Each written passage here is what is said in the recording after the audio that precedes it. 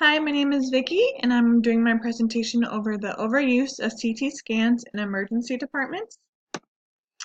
My thesis statement, or the theme of this PowerPoint, is research has shown that healthcare providers are overusing CT scans on patients, often due to their fear of misdiagnosing, which could result in unnecessary exposure to harmful radiation when administering patient care. The first article that I researched is called Factors Associated with Imaging Overuse in the Emergency Room Department. This article talks about the lack of information that is accessible on a rapid basis to other healthcare providers. So basically, as an example, if you had a Methodist patient who'd been seen through the Methodist and they were in the emergency room of CHI, the information is not always easily accessible to those emergency room doctors. And so they might have increased radiation due to repeated scans. Strength of this article is that they did research on 20 different studies, and the weakness they had was that they did not clarify what type of studies were performed in the emergency room department, whether they were hands or chests or abdomens. But otherwise, they did a great job of conducting their study. The next article that we see, or that I researched, was the overuse of abdominal radiography in emergency room departments.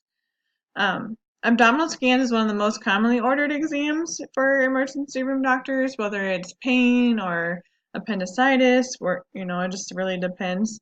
But the article said that abdominal radiography is one of the higher doses, and it brings concern for radiation because it can cause biological changes.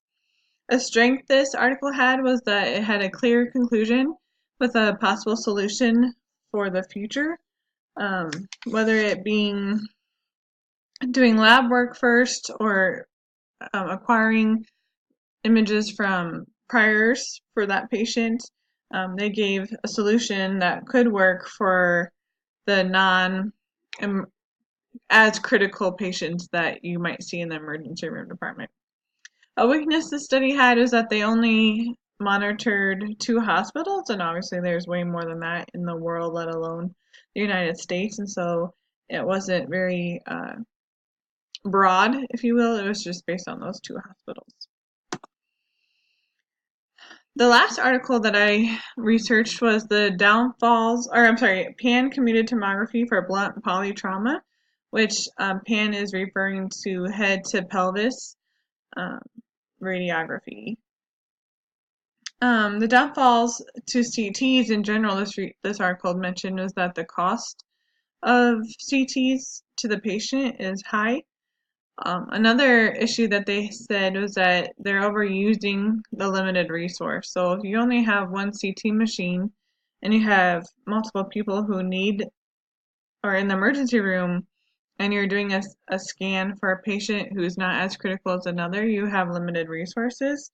So I guess they tried to prioritize imaging exams, but they're not always able to do so in the amount of time that they have, or a motor vehicle accident might come in while you're doing a different scan and they're just trying to be as quick as possible.